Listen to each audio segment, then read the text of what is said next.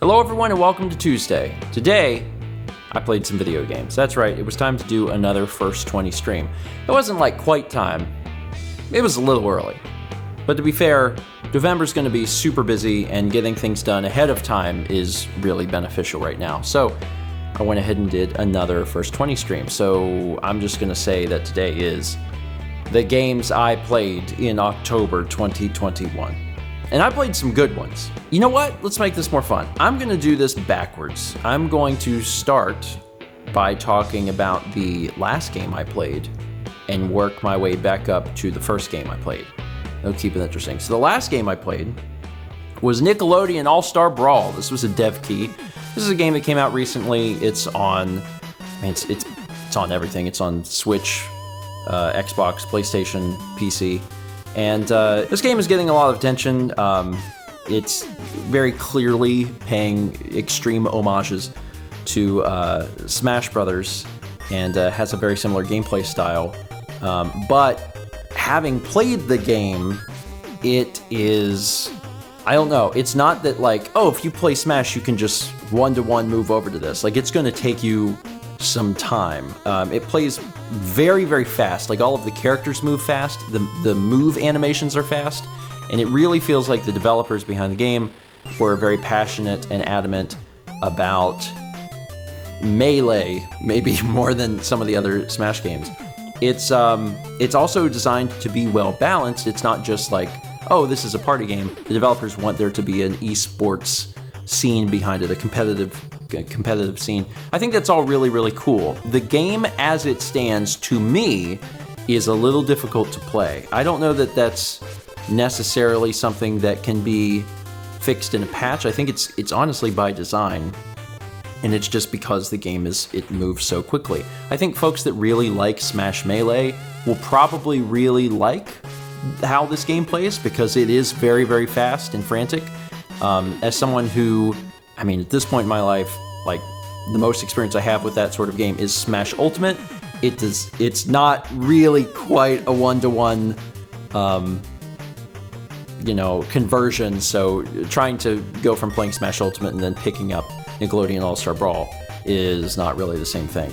The other thing is that the game just doesn't feel super polished in every way that I guess it could. Like, there's a lot of attention paid to the environments and the characters themselves, but good lord, the game is missing some very important things. It's missing audio from the characters themselves. I understand that must be some sort of licensing issue, but I really hope that they get that sorted out, because after I played about the third match, I was like, man, something feels really off, and I couldn't quite put my finger on it. Then it dawned on me, none of the characters are talking, and that is something that is just normal for the Smash series, and when it's missing, it feels awkward. Like, it feels like something is clearly wrong. So that's the big thing that would help that game out a lot, is the characters, having some dialogue, just hearing SpongeBob go, oh, ow, oh, like that sort of thing would add a ton, and right now none of it's in the game, and it's bizarre. I would do that, and then I would also do better music. The music's super generic, and it has nothing to do with any of the series covered, and I think that's kind of the problem, is it feels like the characters are just stuck in this game, and they're attacking each other, and like there's no, it needs that little extra spice in order to really come to life. So all in all, not a bad game by any stretch of the imagination. Not something I really super enjoyed, but it's the pacing for me. If you like Melee, or if you're just a big fan of the Nickelodeon characters, then you might really get something out of it. I look forward to revisiting it at some point down the road when they get some of that extra stuff in there, because it's really going to make a huge difference. It's going to feel much more like a complete game. So that was the fifth thing that we played today. Now let's move backwards up to the fourth thing we played today, which was the Last Campfire. The Last Campfire was also a dev key. This is a game that came out last year and is actually developed by Hello Games, which you might know better as the developer for No Man's Sky. No Man's Sky is a big undertaking. They've been working on it for many years, continuing to add stuff to it, etc. But a small portion of the Hello Games development crew wanted to do a very sweet single-player game with puzzles and a lot of emotion. And so I think it was 3 people from the Hello Games team worked on this game, just kind of quietly in the background for a while, and it released last year, and it's really good. It is a puzzle game. It's got a story of its own, and honestly, one of the things that I praised so highly while I was doing this first 20 is the narration. Not every game needs narration, but some games really benefit from it, and the way in which the narration is told is just really, the narrator is really great, but it's told as if almost like it's a storybook, and the text that's on screen is sometimes working itself into the environment. It's just really cool. The way that the game presents itself, the story presents itself within the game is just really strong, and I really enjoyed it. So that's one to check out, and I played it on PC. I played everything on PC, but it's on all the systems. So if it looks interesting to you, you can play it. The third game that we played today was, this one is actually submitted by a viewer, and that was from Flamewise Song. Thank you for that. It was Coffee Talk. Coffee Talk, the best way I can describe it, if you know what Valhalla is, what's it called? Cyberpunk bartender action game. It's that. It's that game, except it's with coffee, and it takes place in Seattle. That's what Coffee Talk is. It's a really good game. From the 30 minutes I played, I really enjoy this style of game where it's really casual. You're mostly just communicating and getting all these different little stories and a lot of different lore and things like that about the world. I love that sort of thing, but it's basically just Valhalla. That being said, if you've played that game, then you know exactly what to expect. You take orders from customers, you make different coffee drinks for everybody, and then you just talk to them. And I'm assuming that over the course of the game, you get to learn more about the characters and the things that are going on in their lives and things like that. So I enjoy this sort of thing. I'm very aware that there are some folks that will just never be okay with games like this. They're like, it's not a game. It's the same folks that just, they don't like walking simulators, right? And I get it. You're allowed to have that opinion. But I think these sorts of things are really fun, and I enjoy storytelling. So experiencing games, that are done this way is completely fine by me. All right, so that's Coffee Talk. The second game that we played today was Kena, Bridge of Spirits, and this is a game that is pretty recent. It just came out. It's actually a PlayStation exclusive, so it's on PS4 and PS5, but also they released onto, was that one on Epic? It's on PC, but I think it's through Epic Game Store. So I got the dev key for that, and I got a chance to try it out today, and it's pretty interesting. It's a third-person action adventure game where you take the role of Kena, who is a spirit guide. Your goal is to find spirits that are in the world who are basically, they have something that's still tying them to this world, and to assist them in some way so that they can then pass on and no longer keep their spirit here on the earth. That alone is interesting, and there's a whole combat system that's fun and intuitive and has a lot of different parts to it.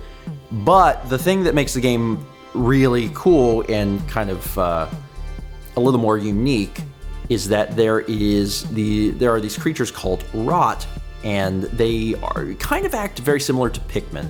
And the game has had a lot of comparisons to Pikmin, and I can see why. You find these little creatures throughout the world. Then they work for you and they assist you in combat. They assist you in the world by moving objects.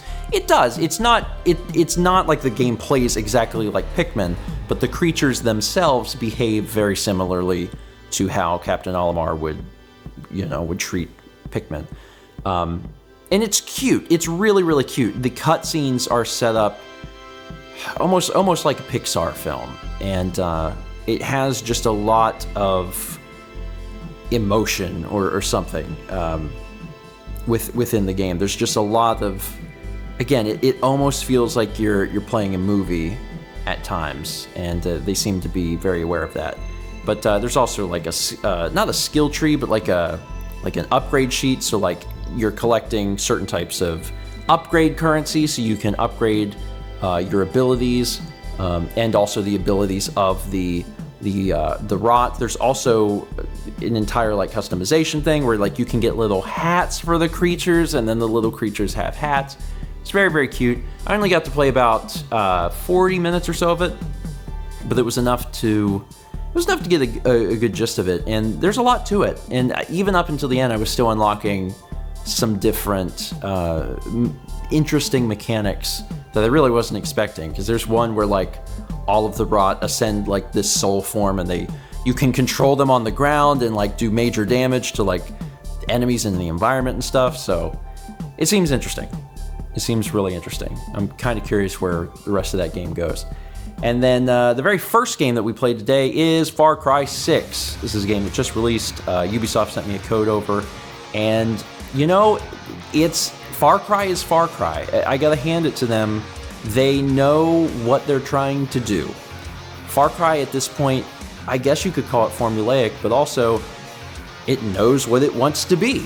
And it does that very, very well. It is a first person, and I talked about this like at the beginning of the first 20. Like I don't think there's any other series that does first person, like the concept of first person, as good as Far Cry. I mean, you really feel like you are in the character's shoes, and it has a lot to do with movement and how other characters interact with you, and the fact that you really feel like you are in that person, the protagonist's body.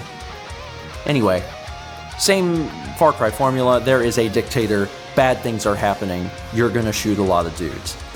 Covers a lot of like really hard-hitting, heavy, mature themes. But also, it is fun, and the team behind Far Cry has really put a lot of emphasis in trying to make the game and the series continue to be fun and iterate on previous games. One of the new things this time around is animal companions, and I had a crocodile. So I could go into battle and I could order the crocodile to attack and eat enemies. So he could distract them and I could shoot them, or he could just straight up eat them and I could go do something else. It's pretty great. There's also vehicles, there's horses. I believe horses were added in another Far Cry, but not one that I had played, so it was new to me. It was just fun. It's, there's missions and there's things to do, but it's also just this big open world for you to explore. And it's Far Cry. I mean, if you've played any of the Far Cry since 3, then you kind of know what to expect. But I would say that if you've enjoyed the other games that you've played, you'll probably like 6. I played 60 to 80 minutes of it. It was kind of a long, first 20 for something like that. But I really enjoyed my time, and I can tell that if I were to continue playing it, I'd probably continue having a lot of fun with it. So, if you know about them and you know you like them, you'll probably also really love 6. And that's it. Backwards. That's the games that I played. Special thank you to Flame My Song for sending in the key for Coffee Talk. And then, of course, thank you to all the devs sending keys for all the other games. It was a good first 20. It really was. And that actually takes us through to the end of November. So I don't have to do any first 20s for a while. And that's good.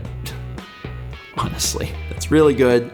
I've got other things to think about, other things to worry about, and I'm glad that first 20 is taken care of.